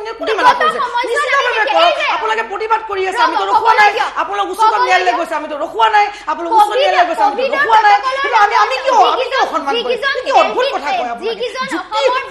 এটা শুনক এটা দলৰ মুখপাত্ৰ হিচাপে আহিছে মই আশা কৰিম যে আপুনি যুক্তি সহকাৰে কথা পাতক মই আপোনাক এগৰাকী প্ৰতিনিধি হিচাপে মই আশা কৰিম যে আপুনি যুক্তি সহকাৰে কথা পাতক যুক্তি সহকাৰে কথা পাতিলে যুক্তি সহকাৰে কথা কৈ ভাল লাগে অখিল গগৈ এৰেষ্টৰ কাৰণে আপোনালোকে প্ৰতিবাদ কৰিছে আমি একো কৰা নাই আপোনালোক উচ্চ ন্যায়ালয়লৈ গৈছে উচ্চতম ন্যায়ালয়লৈ গৈছে আমাৰ ক'ব লগা একো নাই সেইবিলাকত আপুনি কৰক ক'ব লাগিব নহয় যুক্তি সহকাৰে কথা কোৱাৰ অখিল গগৈৰ মুক্তিৰ ক্ষেত্ৰত বা অখিল গগৈ গ্ৰেপ্তাৰৰ সন্দৰ্ভত আমাৰ নিজস্ব চিন্তাধাৰা কি আমাৰ দলৰ ঠিক আছে মই দ্বিতীয় বিষয়টোলৈ আহিছো অনুষ্ঠান ক্ষেত্ৰত চমুকৈ আৰু এটা বিষয় আছে মই সেই বিষয়টোলৈ এই মুহূৰ্তত আহিব বিচাৰিছো সেইটো হ'ল যে মই অপৰাজিতা ভূঞাক সুধিছো যে আপোনালোকে ঠিক আছে নিৰ্বাচন হৈ থাকিব ৰাজনীতি হৈ থাকিব আহিব নিৰ্বাচন চৰকাৰ হ'ব গৈ থাকিব এইবিলাক চব ঠিক আছে কিন্তু এটা প্ৰশ্ন হ'ল যে 2014 চনত যেতিয়া আপোনালোকৰ নৰেন্দ্ৰ মোদীৰ নেতৃত্বাধীন চৰকাৰ আহিছিল কি বহুত হোৱা মহিলাও পে অত্যাচাৰ अब की बार मोदी सरकार এইটো ধৰণৰ আপোনালোকৰ এটা স্লোগান আছিল কিন্তু কৰবাত নহয় কৰবাত অসম চৰকাৰে মহিলা সুৰক্ষা বা মহিলাৰ ক্ষেত্ৰত বা কি ধৰণৰ ব্যৱস্থা ল'ব লাগে সেইটো কিন্তু এতিয়ালৈকে নিৰ্বাচনী ইস্যু হোৱা নাই গৈ আপুনি মহিলা মোৰ্চাৰ সভানেত্ৰী হয় তো এই ক্ষেত্ৰত আপোনালোকৰ ভূমিকা আছে কি কৰি আছে আপোনালোকে চাওক মহিলা বিষয়বস্তুটো নিৰ্বাচনী ইস্যু হোৱাটো এইটো নিৰ্বাচনী যদি ইস্যুৱে হ'ব লাগে তেতিয়াহ'লে এইটো প্ৰত্যেক দলৰে এটা কৰ্তব্য বুলি মই ভাবোঁ কাৰণ মহিলাক প্ৰত্যেক দলৰে প্ৰয়োজন হ'ব এইটো কেৱল ভাৰতীয় জনতা পাৰ্টিকে নহয় প্ৰত্যেক দলকে চৰকাৰ কৰিবৰ কাৰণে মহিলা কিন্তু দৰকাৰ হ'ব আপোনালোকে এটা বস্তু দেখিছে এতিয়া যদি আপোনালোকে বিভিন্ন ৰাজনৈতিক দলবিলাকৰ মিটিঙলৈ চাই মই ভাৰতীয় জনতা পাৰ্টিৰ কথাও কৈছোঁ দেই বিভিন্ন দলৰ যদি মিটিং চিটিঙলৈ চাই আপোনালোকে দেখিব যে মহিলাৰ সংখ্যাই সৰ্বাধিক আৰু আপোনালোকে তেনে ক্ষেত্ৰত দায়িত্ব আছে এটা বিষয় আপোনালোকে কি প্ল্যান প্ৰগ্ৰাম কৰিব এক মিনিট কোৱা নাই কিন্তু এক মিনিট এতিয়া যে বিহাৰ ইলেকশ্যনটো হ'ল সেইটোতো ভাৰতীয় জনতা পাৰ্টি চৰকাৰ পুনৰ উত্থাপন সেইটো নৰেন্দ্ৰ মোদী ডাঙৰীয়ে নিজে স্বীকাৰ কৰিছে মহিলাৰ কাৰণে হৈছে গতিকে নিশ্চিতভাৱে এই দায়িত্বটো কিন্তু নিৰ্বাচনী ইছ্যু যদি হ'ব লাগে এইটো কিন্তু প্ৰত্যেকটো দলৰে দায়িত্ব বুলি মই অনুভৱ কৰোঁ কাৰণ এটা কথা ঠিক যে চৰকাৰখন থকা সময়ত ভাৰতীয় জনতা পাৰ্টি চৰকাৰখন থকা সময়ত যিমানখিনি পাৰিছে মহিলাৰ কাৰণে কৰিবলৈ যত্ন কৰিছে এইটোত কোনো হেৰি নাই তাৰ মাজতো কুটি বহুত ৰৈ গৈছে এইটো ক'ব মই নকওঁ আপোনাক যে প্ৰত্যেকটো কামেই হৈ গ'ল এনেকুৱা কৰিলে মই ক'লেতো ভুল কথা কোৱা হ'ব সেইটো কৰা নাই কিন্তু নিশ্চিতভাৱে আমি এটা বস্তু ক'ব পাৰোঁ যে চাওক আজি ফাষ্ট ট্ৰেক কোৰ্টৰ ব্যৱস্থা মই নিজে আকৌ আপুনি ক'ব যে মই এটা কথাই কৈছোঁ এইটো নহয় কিন্তু মই নিজে দেখিছোঁ যে আগতে বিভিন্ন ধৰণৰ কেছবিলাক আমিতো বহুত সময় লাগিবই কাৰণ ন্যায়ালয়ত বহুত মানে বাৰ্ডেন থাকে ন্যায়ালয়ৰ ওপৰত গতিকে ন্যায়ালয়ে কেতিয়াবা নোৱাৰে বহুত সময় লগায় গতিকে বহুত সময় এনেকুৱা পাৰ হৈ গৈছে মানে কিছুমান কেছত কিন্তু ভাৰতীয় জনতা পাৰ্টি চৰকাৰখন যিকেইটা কেছ অন্তত যিকেইটা কেছ খুব সেনচিটিভ যেনেকৈ ধৰক অৰ্ণমাই বৰা হত্যাকাণ্ড হওক এইবিলাক কেছ কিন্তু অতি সোনকালে ফাষ্ট ট্ৰেক কোৰ্টত দি সেই কৰাৰ ব্যৱস্থা কৰা হৈছে বাৰু কিন্তু এটা কথা এই বছৰ যিটো ক্ৰাইম ব্যুৰোৰ যিটো ৰিপৰ্ট আহিছে সেই ৰিপৰ্টত যদি আপুনি চাই ৰেপ অসমত বৃদ্ধি পাইছে উত্তৰ পূৰ্বাঞ্চলৰ ভিতৰত ৰেপৰ বা এনেকুৱা ধৰণৰ ধৰ্ষণৰ ঘটনা মহিলা নিৰ্যাতনৰ ঘটনাত অসম 1 নম্বৰত আছে না ঠিকই কাৰণ চাওক এইটো এটা ফেক্ট এইটো এটা সত্য হয় বিগত সময়ছোৱাত মই যেতিয়া মানে ধৰক বহুত আগৰ পৰা আপুনি জানে এইটো কথা ভালকৈ বহুত আগৰ পৰা মই নাৰীৰ অধিকাৰ নাৰীৰ সুৰক্ষাৰ কাৰণে মই বহুত কাম কৰিবলৈ মোৰ নিজৰ ব্যক্তিগত পৰ্যায়ত মই বহুত কাম কৰিবলৈ যত্ন কৰিছোঁ এতিয়া কথাটো হৈছে যে জনসংখ্যা বহুত বৃদ্ধি পাইছে আৰু লগতে এতিয়া আজিকালি ৰিপৰ্টিংবিলাক খুব ভালকৈ হয় আগতে কি আছিল আগতে বহুত বস্তু এতিয়াও কম আছে কিন্তু হ'লেও আগতকৈ বহুত বৃদ্ধি পালে মানে ৰিপৰ্টিং বহুত বৃদ্ধি পোৱাৰ কাৰণে আমি ধৰিছোঁ যে এনেকুৱা ধৰণৰ ক্ৰাইমবিলাক কিন্তু নাৰীৰ ওপৰত যোনটো অত্যাচাৰ সেইটো যুগে যুগে চলি আহিছে এইটো কোনো নতুন কথা নহয় এইটো কোনো তাত চৰকাৰে অকলে তাত একো কৰিব নোৱাৰে কোনো চৰকাৰে কৰিব নোৱাৰে কালি যদি ৰাইজৰ দলৰো যদি চৰকাৰ হয় নোৱাৰে কৰিব এজেপিৰো যদি চৰকাৰ হয় বা কোনোবা কংগ্ৰেছ অন্য যোন দলৰে চৰকাৰ নহওক কিয় এইটো চৰকাৰে অকলে কৰা কাম নহয় এইটো ক্ষেত্ৰত সকলো ধৰণৰ নাগৰিকৰ ইয়াত সহায় লাগিব কাৰণ চাওক মানুহৰ মনটো আইনে বান্ধি ৰাখিব নোৱাৰে বুজি পাইছে মানুহৰ মন যোনটো নহয় মানুহৰ যোনটো ক্ৰাইম কৰাৰ যোনটো মানসিকতা মই বিভিন্ন কেছত আৰু বহুত ফেক কেছো কিন্তু আছে দেই সেইটো কিন্তু লগতে ক'ব লাগিব বহুত ফেক কেছ আছে ইয়াত আমি যেতিয়া দেশলৈ গৈ থাকোঁ আমি তেতিয়া দেখোঁ যে এইটো কেছত দেখোন মোৰতো কেতিয়াবা ভয় লাগি যায় যে মহিলা কেছ বা কিছুমান কেছত মাতিবলৈ ভয় লাগে কেতিয়াবা এনেকুৱা ফেক কেছো বহুত হৈছে গতিকে নিশ্চিতভাৱে আমি গোটেই সমাজে মিলি কাম কৰিব লাগিব এই দিশত চৰকাৰতো কৰ্তব্য আছেই মই জ্ঞানশ্ৰী বৰাৰ এটা ৰিপৰ্ট এটা প্ৰতিক্ৰিয়া লৈ লৈছোঁ এই ক্ষেত্ৰত হয় আচলতে নিশ্চয়কৈ বাইদেউৰ এটা কথাত মই সন্মত যে নাৰীৰ সবলীকৰণৰ ক্ষেত্ৰত চৰকাৰতকৈ বেছি আচলতে নাৰীসকলৰ সমাজৰ পুৰুষসকলৰ সমাজ সংস্কাৰৰ কথা এটা খুব গুৰুত্বপূৰ্ণ সমাজ সংস্কাৰৰ ক্ষেত্ৰত আমি বিশেষভাৱে আচলতে দায়িত্ব পালন কৰিব লাগিব কিন্তু এটা কথা ময়ো ক'ব বিচাৰোঁ আচলতে চৰকাৰৰ কথাটো একদম নেগলেক্ট কৰিব পৰা বিধৰ নহয় হাথৰছত যিটো ঘটনা আমি দেখিছিলোঁ সেই ঘটনাটোত বহু ক্ষেত্ৰত দেখিছিলোঁ ছোৱালীজনী জ্বলাই দিয়াৰ ক্ষেত্ৰত কিন্তু পুলিচ প্ৰশাসনৰ ব্যক্তিয়ে জড়িত হৈ আছিল তাৰ পাছত সেই ঘটনাটো গাপ দিবলৈ চেষ্টা কৰা হৈছিল মানুহ ভৰাই ৰখা হৈছিল সেই ঘটনাটো লুকুৱাৰ আঁৰত কিন্তু চৰকাৰৰ পৃষ্ঠপোষকতা চৰকাৰী পক্ষৰ শাসকীয় পক্ষৰ পৃষ্ঠপোষকতা দেখিছিলোঁ এনে বহুবোৰ ঘটনা আমাৰ জানমণি কুতুমৰ যিকেইজন বলৎকাৰী আছিলে হত্যাকাৰী আছিল তেওঁলোক জামিনত ওলাই আহিছিল আমাৰ আইন ব্যৱস্থাটো বাইদেউ যেহেতু এডভকেট আমাৰ আইন ব্যৱস্থাটো নিশ্চয় সংশোধনৰ প্ৰয়োজন কিছু থাকিব কাৰণ বহু ক্ষেত্ৰত হয় নাবালক হৈ থাকিলে এজন ল'ৰা কিন্তু তেওঁৰ যিটো মানসিকতা সেই মানসিকতাটো কিন্তু এজন ৰেপিষ্টৰে হয় কিন্তু তেওঁ নাবালক হৈ থাকে দ্বিতীয়তে আপুনি যিহেতু যোৱা সময়ছোৱাত আমি যদি নাৰী সবলীকৰণৰ ক্ষেত্ৰত চৰকাৰখনে কি কৰিলে সেই বিষয়ত চাওঁ ৰাজ্যিক মহিলা আয়োগ সক্ৰিয়কৰণ কৰাৰ লগতে ৰাজ্যৰ প্ৰতিখন জিলাতে ইয়াৰ কেন্দ্ৰ স্থাপন কৰা হ'ব বুলি আচলতে প্ৰতিশ্ৰুতি দিয়া হৈছিল ভিজন ডকুমেণ্টত যিটো কৰা নহল অসমৰ পঞ্চায়ত আৰু নগৰপালিকাসমূহত মহিলাৰ বাবে 50% আসন সংৰক্ষণ কৰিব বুলিও ভিজন ডকুমেণ্টত কোৱা আছিল 50% আসন সংৰক্ষণ কৰা হোৱা নাই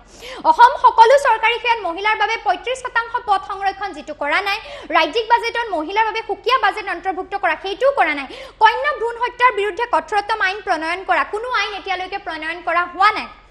বেটি বচাও বেটি পঢ়াও অভিযান ৰূপায়ণ কৰা কিছু আঁচনি এই ক্ষেত্ৰত হৈছে সকলো নিগেটিভেই নকওঁ যিখিনি হৈছে এইখিনি কৈছোঁ সেইটো কিছু পৰিমাণে কৰা হৈছে কিন্তু সমগ্ৰ ৰাজ্যত অংগনবাদী কেন্দ্ৰসমূহ উজ্জীৱিত কৰাৰ কথা আছিলে এইটোও হোৱা নাই তাৰ পাছতে মহিলা আৰক্ষী চকী প্ৰতিখন জিলাতে নিৰ্মাণ কৰাৰ কথা আছিলে সেইটো হোৱা নাই আশাকৰ্মীৰ দ্বাৰা চেনিটাৰী নেপকিন আৰু আইৰণ টেবলেট বিতৰণ কৰা এনেধৰণৰ কাৰ্যসূচীসমূহ লোৱা নাই বাকি নাৰী সৰবৰাহৰ বিৰুদ্ধে ছোৱালী আৰু মহিলাসকলৰ মাজত ব্যাপক সজাগতামূলক কাৰ্যসূচী গ্ৰহণ কৰাৰ সৰবৰাহকাৰী শাস্তিৰ বাবে কঠোৰ আইন প্ৰণয়ন কৰাৰ কথা আছিলে আইনো হোৱা নাই এই ক্ষেত্ৰত সজাগতাও কোনো অভিযান আমি দেখা নাই গুৰুত্বপূৰ্ণ কথা কিন্তু এইকেইটা অপৰাজিতা ভূঞা গুৰুত্বপূৰ্ণ কথা না চাওক বিগত সময়ছোৱাত চৰকাৰখনে বাজেটত আইন হেৰি কৰাটো কথা নহয় কিন্তু আপুনি অৰুণোদয় আঁচনিলৈকে চাওক প্ৰত্যেকখন আঁচনি মহিলাৰ কাৰণে লোৱা হৈছে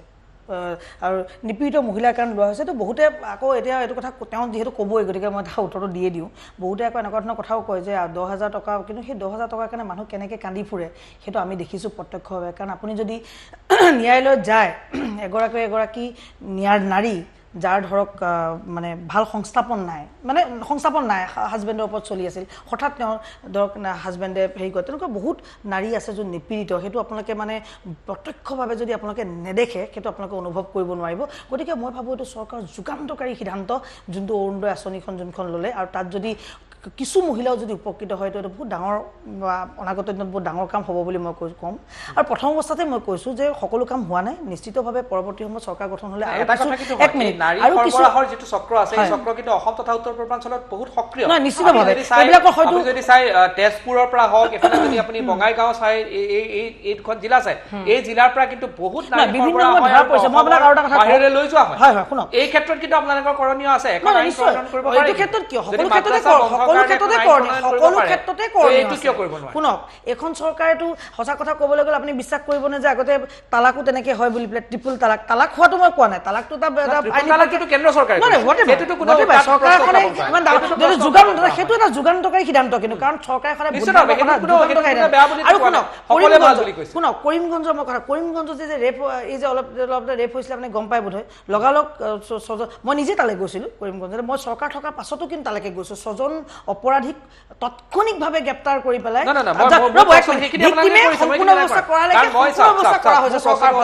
মোৰ প্ৰশ্নটো এইটো হ'ল যে মই দিল্লীত সুদীৰ্ঘ সময় প্ৰায় 8-9 বছৰ সময় সাংবাদিকতা কৰিছোঁ আৰু সেইখিনি সময়ত মই নিজেও দেখিছোঁ যে উত্তৰ পূৰ্বাঞ্চলৰ বিশেষকৈ অসমৰ বঙাইগাঁও তেজপুৰ বা এইখিনি যে অঞ্চলৰ যিখিনি ছোৱালী আছে তেওঁলোকক ফুচুলাই দিল্লীলৈ লৈ যায় আৰু বিভিন্ন স্থানত হাৰিয়ানা গুৰগাঁৱৰ বিভিন্ন স্থানত তেওঁলোকক অসামাজিক কাৰ্যত লিপ্ত কৰোৱা আৰু সৰবৰাহ এটা গুৰুত্বপূৰ্ণ বিষয় এই ক্ষেত্ৰত কিন্তু আপোনালোকে যদি ভিজন ডকুমেণ্টছত কৈছিলে যে এখন কঠোৰ আইন প্ৰণয়ন কৰা হৈছে হ'ব সেই আইনখন কিন্তু আজিলৈকে প্ৰণয়ন কৰা নাই তো আপোনালোকৰ প্ৰশ্ন সোধা হ'ব অনাগত দিনত মহিলাৰ ওপৰত হোৱা অত্যাচাৰ মই নিজে মহিলা গতিকে মই সেইটো ক্ষেত্ৰত আৰু মোৰ কোনো দ্বিমত নাই নিশ্চিতভাৱে আমাৰ শুনক সেইটোৱে আকৌ আপুনি ছিষ্টেমৰ কথাটো আহিল তাতে কাৰণ মই দলৰ নিৰ্বাচিত প্ৰতিনিধি নহয় মানে ৰাইজৰ দ্বাৰা নিৰ্বাচিত প্ৰতিনিধি নহয় ৰাইজৰ দ্বাৰা মই মহিলা মৰ্চা মই দলৰ দায়িত্বতহে আছোঁ কেৱল দলৰ দায়িত্বত আছোঁ নিশ্চিত শুনক কোৰ কমিটিও সেইটো সিদ্ধান্ত নলয় সিদ্ধান্ত লোৱাৰ কথা মই কোৱা নাই মই কৈ আছোঁ যে আপুনি দলৰ ফালৰ পৰা সদায় ভাৰতীয় জনতা পাৰ্টীৰ যোনটো দল সেই দলটোৰ ফালৰ পৰা সদায় তেনেকুৱা ধৰণৰ বিষয়সমূহ দিয়া হয় সেইটো আপুনি নাভাবিব যে আমি সেইবিলাক বস্তু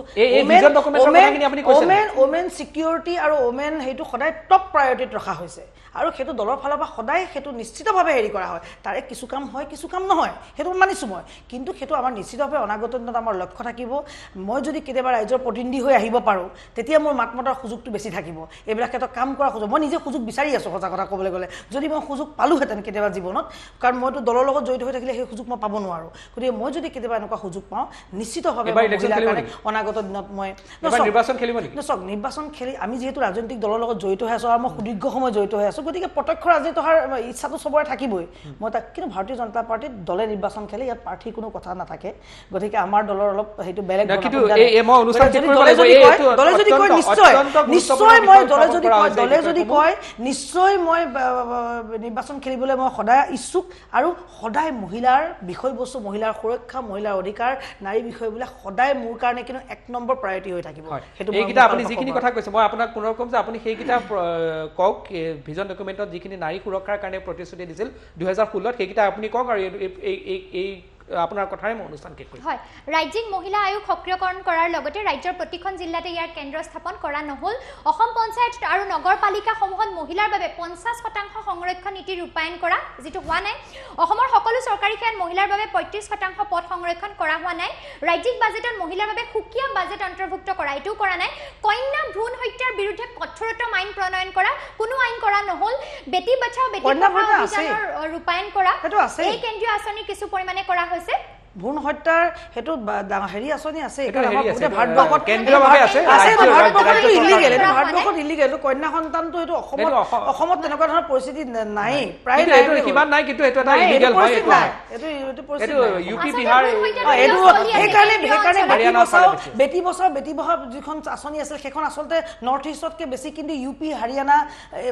এইটো যোনটো এই বেল যিটো এই বেল। বেলটো বেছি প্ৰযোজ্য। সমগ্ৰ ৰাজ্যত অংগনবাড়ী কেন্দ্ৰসমূহ উজ্জীৱিত কৰা এইটো কৰা নহল। কৃষি, ঘৰচীয়া পশু সম্পদ আৰু ক্ষুদ্ৰ প্ৰতিষ্ঠান কেন্দ্ৰৰ পৰিচালনাৰ বাবে মহিলা গোটসমূহক উৎসাহিত কৰা কোনো আঁচনি লোৱা নহল। অসমৰ প্ৰতিখন জিলাতে মহিলা আৰক্ষী চকী নিৰ্মাণ কৰা নাই। সেইটোতে কৰিব পৰা কাম। সেইটো কিন্তু আমাৰ নিশ্চিতভাৱে অনাগত দিনত দাবী হয়, থাকিব। আশা কৰিম প্ৰত্যেকখন অনাগত দিনত হওক। জিলাত অন্ততঃ সেইটো মই নিজৰ এইটো কিন্তু দিল্লী ব্যক্তিগত পুলিচ বা সমৰ্থন মুম্বাই কৰোঁ। পুলিচত আছে কিন্তু, নিশ্চয়। এটা সব জেগাতে মই আছে। এইটো সমৰ্থন কৰোঁ কিন্তু যে মহিলা আৰক্ষী এখন হ'ব লাগে, আৰু হ'ব এইটো লাগে। সম্পৰ্কে আমি নিশ্চয় যদি আমি অনাগত দিনত চৰকাৰ কৰিব পাৰোঁ, হয়। এইটো আমাৰ দাবী আৰু থাকিব। সমগ্ৰ ৰাজ্যতে আশা কৰ্মীৰ দ্বাৰা চেনিটাৰী নেপকিন আৰু আইৰণ টেবলেট এইটো বিতৰণ আইৰণ কৰা। টেবলেটৰ আশা কৰ্মীটো আপুনি খবৰ ল'লে গম পাব, সেইটো বিতৰণ হৈ আছে। সেইটো আশা কৰ্মী প্ৰধানমন্ত্ৰী এইটো কাম মৎস্য নিজৰ কাম কৰি আছে, ইয়াৰ সেইটো যিখিনি হৈছে। ডাটা আচলতে সেইখিনি সম্পূৰ্ণ হৈছে। তথ্য সহকাৰে লোৱা ডাটাই হয়। চাবলৈ বাইদেউকো অনুৰোধ হয়, কৰিম। আপুনি মূল বিষয়কেইটা কিন্তু কৈ আইৰণ দিব টেবলেট আৰু প্ৰধানমন্ত্ৰী যোনটো চেনিটাৰী মৎস্য- নেপকিন ডিষ্ট্ৰিবিউচন এইটো সম্পূৰ্ণভাৱে হৈ আছে। এইটো সম্পূৰ্ণভাৱে কৰিছে চৰকাৰে, কিন্তু তাৰ মাজতো চাওক জনসংখ্যা হয়, অনুযায়ী হয়। হয়তো 100টাত বিতৰণ কৰিব লাগে, হয়তো সেইটো আৰু বাকীটাত হ'ব পাৰে, সেইটো মই মানিম। দুটামান আছে। সেইটো মই প্ৰধানমন্ত্ৰী মৎস্য যোজনাৰ পৰা সাহায্য লাভ কৰিবলৈ মহিলা আত্মসহায়ক গোটসমূহক সহায় কৰা এইটো সেইটো কৰা আছে। হয়। আত্মসহায়ক গোটক চবতকে বেছি, মহিলা আত্মসহায়ক গোটক এখন চৰকাৰে চবতকে বেছি সহায় কৰে। আৰু গতিকে নাৰীৰ এখন চৰকাৰে পাৰ্য মানে যিমান নাৰীৰ সৰবৰাহৰ বিৰুদ্ধে ছোৱালী আৰু মহিলাসকলৰ মাজত ব্যাপক সজাগতামূলক কাৰ্যসূচী গ্ৰহণ কৰা আৰু সৰবৰাহকাৰীৰ শাস্তিৰ বাবে কঠোৰ আইন প্ৰণয়ন কৰা। সেইটো হোৱা নাই, সেইটো কিন্তু হোৱা নাই, এইটো এটা আইনো হোৱা নাই। কঠোৰ আইন প্ৰণয়ন কৰাটো মানে ভিজন ডকুমেণ্টত দিছে, কিন্তু মই যোনটো যিমানটো জানো কঠোৰ আইন প্ৰণয়ন কৰাটো এটা সম্পূৰ্ণ আকৌ এটা বেলেগ সুকীয়া বিষয়। এইটো কাৰণে আকৌ বহুত ৰিচাৰ্চৰ নাই, এইটো চৰকাৰে ভিজন ডকুমেণ্টত 2016 ঠিক আছে, ধন্যবাদ জনাইছোঁ। মই জ্ঞানশ্ৰীৰ পৰা ধন্যবাদ জনাইছোঁ, অপৰাজিতা ভাই আপোনালোক দুজনকে ধন্যবাদ জনাইছোঁ। বিভিন্ন ক্ষেত্ৰত হৈ আছে, অখিল গগৈৰ বিষয়েও আছে, কিন্তু নাৰীৰ ক্ষেত্ৰত সুৰক্ষাৰ ক্ষেত্ৰত যি বিষয়সমূহ আছে ইতিমধ্যে ভিজন ডকুমেণ্টত বহুত প্ৰতিশ্ৰুতি দিছিল। সেই ভিজন ডকুমেণ্টৰ প্ৰতিশ্ৰুতি কিন্তু আখৰে আখৰে এই মুহূৰ্তলৈকে সম্পূৰ্ণ কৰিব পৰা নাই বৰ্তমান সোণোৱাল নেতৃত্বাধীন চৰকাৰখনে, বিজেপি চৰকাৰখনে। আশা ৰাখিম ভৱিষ্যতত যদি যাৰেই চৰকাৰ হয় এই বিষয়টো গুৰুত্ব দিব। আৰু টাইম মিটাৰ বিশেষ অনুষ্ঠানৰ পৰা মই দীক্ষিত শৰ্মা বিদায় লৈছোঁ। ধন্যবাদ, নমস্কাৰ।